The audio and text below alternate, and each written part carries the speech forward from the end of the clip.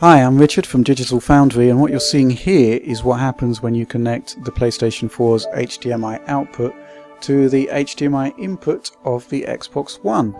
And as you can see, everything just sort of works fine. We have there the snap functionality on the Xbox One there.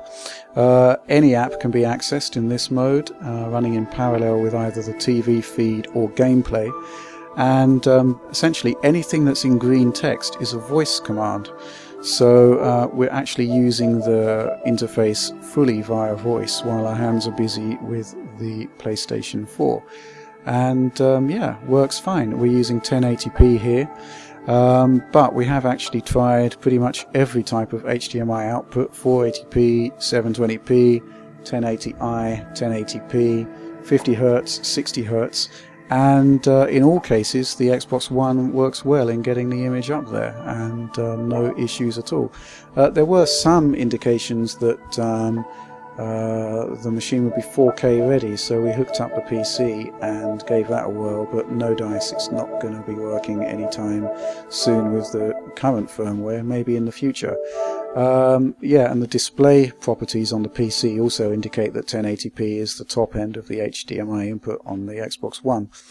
But other than that, yeah, pretty much easy going all the way through. Now the question is, of course, are you likely to be using this on a day-to-day basis? Well, it's designed for satellite and cable set-top boxes. And yeah, that's what you should be using it for, not really a games console. The issue here is all about latency. All of that processing that the Xbox One needs to do on the input to get it into the picture-in-picture display, to de-interlace, to resize, it takes time. Not a massive amount of time, but enough to make the response from the controller feel dead, and it really kills the gameplay experience. Wouldn't be a problem at all on a set-top box, but for games it definitely is, and we can't recommend it. You can see here that we're trying to get Internet Explorer running in parallel with Resogun there. And well, that's part of an issue that we have with Snap, is that a lot of the applications just don't really work well in that tiny area of real estate.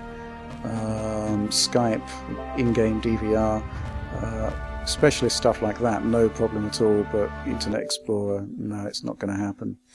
But overall, yeah, an interesting tech experiment, but not something that we can really recommend for day-to-day usage.